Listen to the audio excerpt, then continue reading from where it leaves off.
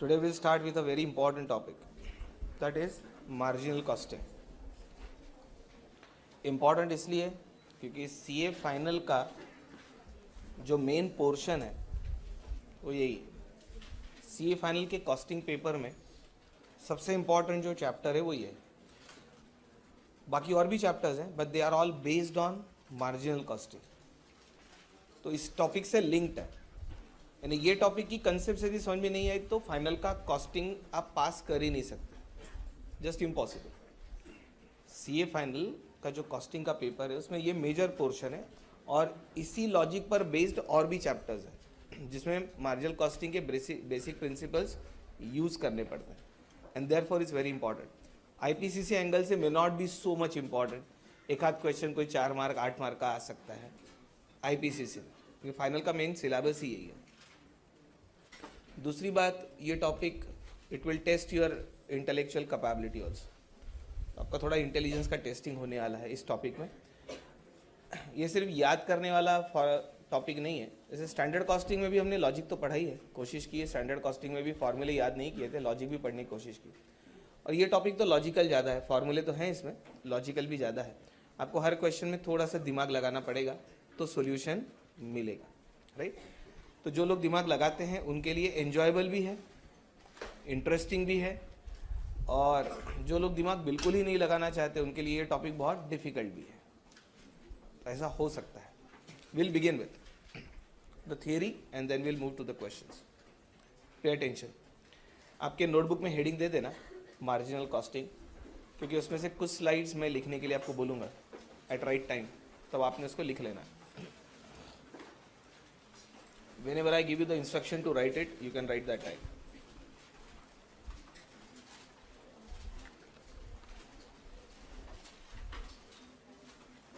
Chalo, get set. Right, you go. It's a technique which is used for managerial decision making. This technique helps management in taking business decisions. It's used for decision making.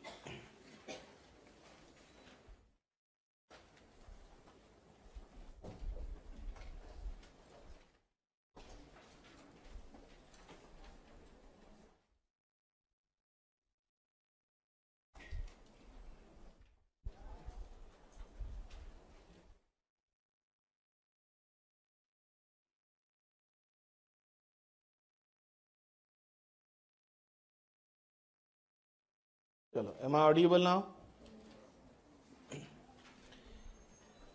So this is a technique which is used for managerial decision making. It helps top management in taking business decisions.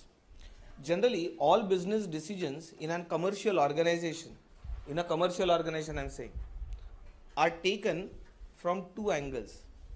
One, minimization of cost. Second, maximization of profit. तो generally जो business situations आपको face करनी पड़ेगी उसमें ये objective दो ही रहेंगे, maximization of profit और मिनिमाइजेशन ऑफ कॉस्ट।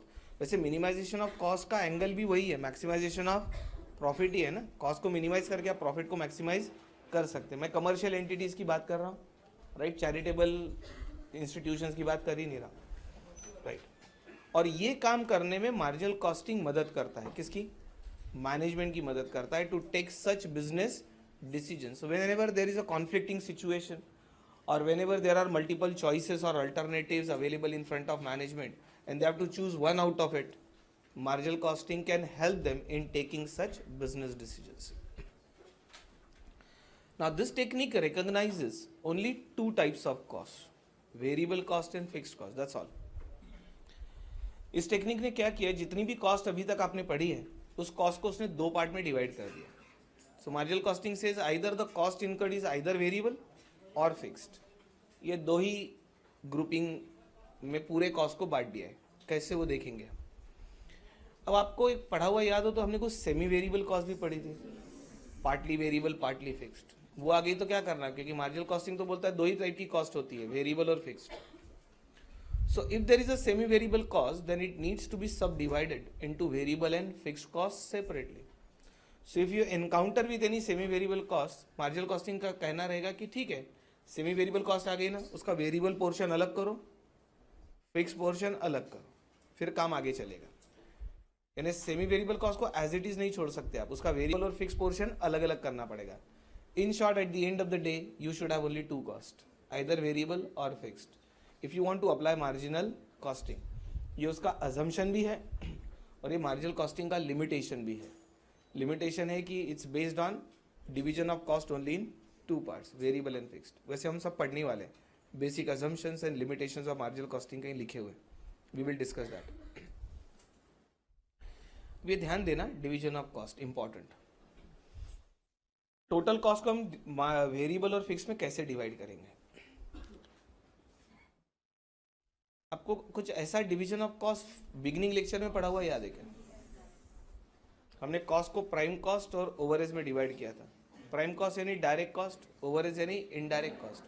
शायद प्राइम कॉस्ट में 3 आइटम आते हैं, direct material, direct labour, direct expense, बराबर। और ओवरहेड्स में इनडायरेक्ट मटेरियल, इनडायरेक्ट लेबर और इनडायरेक्ट एक्सपेंस। अब मार्जिनल कॉस्टिंग में हम ओवरहेड्स के और 2 पार्ट करेंगे, वेरिएबल ओवरहेड्स और फिक्स्ड ओवरहेड्स। जो खर्चा है ओवरहेड्स इनडायरेक्ट कॉस्ट है, लेकिन वो प्रोडक्शन बढ़ने से बढ़ता है, कम होने से कम होता है, उसको हम कहेंगे वेरिएबल। जो खर्चा प्रोडक्शन के कम ज्यादा होने से चेंज होता ही नहीं, फिक्स्ड ही रहता है, कांस्टेंट रहता है, उसको हम कहेंगे फिक्स्ड ओवरहेड्स। एक एग्जांपल के लिए, ये क्लासरूम यदि किराए पे लिया तो इसका जो रेंट है वो फिक्स्ड ओवरहेड्स में आएगा, क्योंकि आप कितनी भी बैचेस लो, कितने भी आवर्स पढ़ाओ मत पढ़ाओ, रेंट तो आपको देना ही है। लेकिन जो इलेक्ट्रिसिटी का बिल है वो थोड़ा सा वेरिएबल है, क्योंकि जितने आवर्स आप क्लासरूम यूज करेंगे और जितने क्लासरूम यूज करेंगे, राइट, उस पर डिपेंडेंट है वो खर्चा। तो वो भी ओवरहेड्स का खर्चा है, लेकिन वो वेरिएबल है, सिर्फ इमेजिनेशन करने के लिए। तो सभी ओवरहेड्स को हम ये 2 पार्ट में बांट देंगे, वेरिएबल और फिक्स्ड।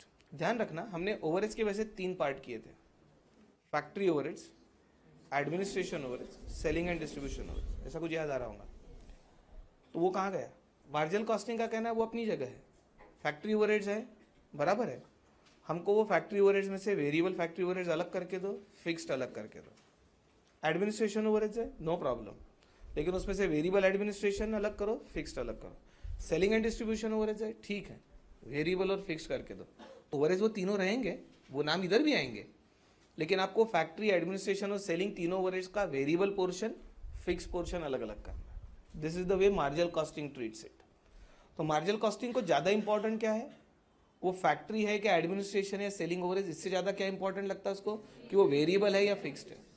तो ओवरहेड्स गायब नहीं हुए, ओवरहेड्स वही है, उसको रिक्लासिफाई कर दिया हमने, वेरिएबल को अलग, फिक्स्ड को अलग। Is that okay? अब ये ध्यान देना, जो प्राइम कॉस्ट होती है, prime cost being direct cost, directly related to your output, जितने यूनिट्स बनाएंगे उतना ही लगेगा ना, डायरेक्ट खर्चा है वो। Prime cost by default is variable cost, और ओवरहेड्स में से, इनडायरेक्ट कॉस्ट में से मैंने वेरिएबल ले लिए।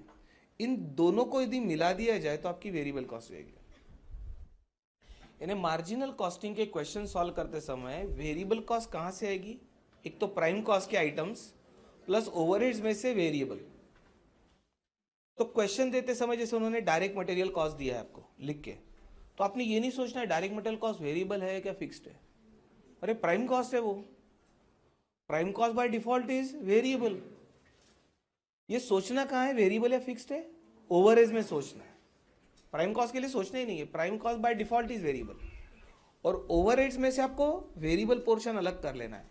यानी prime cost plus variable overheads will become your variable cost, और जो फिक्स्ड ओवरहेड्स है ना, ये फिक्स्ड ओवरहेड्स बुलाओ या फिक्स्ड कॉस्ट बुलाओ, एक ही बात है, क्योंकि fixed cost is nothing but fixed overheads.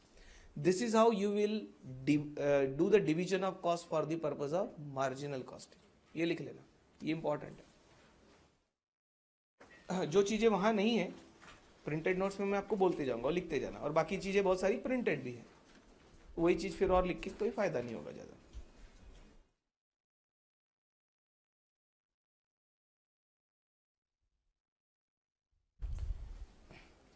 ये सब इंपॉर्टेंट मार्क कर देना इसको, डिवीजन ऑफ कॉस्ट को। ये सबसे पहला काम यही करना है। मार्जिनल कॉस्टिंग के हर क्वेश्चन में आपको कॉस्ट के 2 पार्ट करना है, वेरिएबल अलग और फिक्स्ड अलग। उसके बगैर एक भी क्वेश्चन सॉल्व नहीं होता। unless and until you divide the cost in two parts.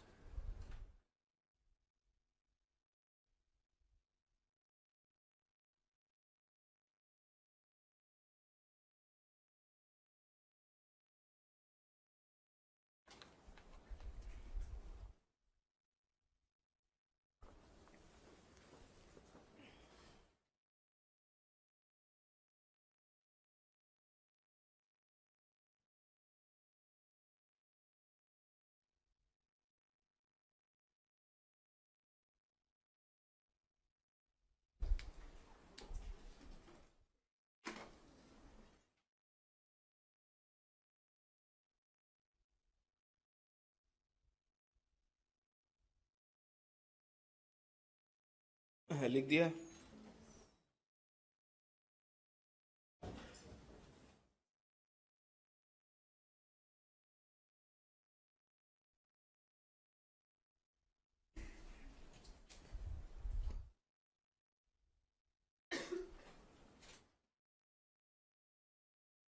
तो क्वेश्चन पढ़ते से आपके दिमाग में पहले क्या आना चाहिए, कॉस्ट का डेटा पढ़ते पढ़ते कि ये कॉस्ट वेरिएबल होगी या फिक्स्ड होगी। उसके और कैरेक्टरिस्टिक्स देखेंगे हम, और सेमी वेरिएबल यदि नजर आई तो उसको स्प्लिट करते आना चाहिए। प्राइम कॉस्ट तो बाय डिफॉल्ट मैंने बताया वेरिएबल है, तो सेमी वेरिएबल कॉस्ट आई तो कहाँ आएगी, ओवरहेड्स में। ओवरहेड्स यदि सेमी वेरिएबल रहे तो उसको स्प्लिट कैसे करते हैं ये हमने पढ़ा हुआ है, लेकिन उसको हो गया है टाइम। आपको सिर्फ रेफरेंस के लिए बताता हूँ, यहाँ करेंगे हम फिर से, यानी आप भूल भी गए होंगे तो कोई ऐसा बहुत बड़ा प्रॉब्लम नहीं है। लेकिन ओवरहेड्स टॉपिक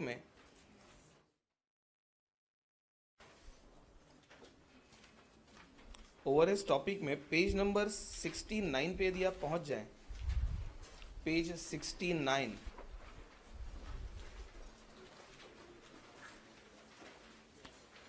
से आपको रेफरेंस देने के लिए कि कभी तो भी पढ़ा था और तब ये सेंटेंस बोला था कि ये मार्जिनल कॉस्टिंग में काम में आएगा। अब ये तो बड़ी गलत बात है कि तब का बोला वो अभी तक याद रहे।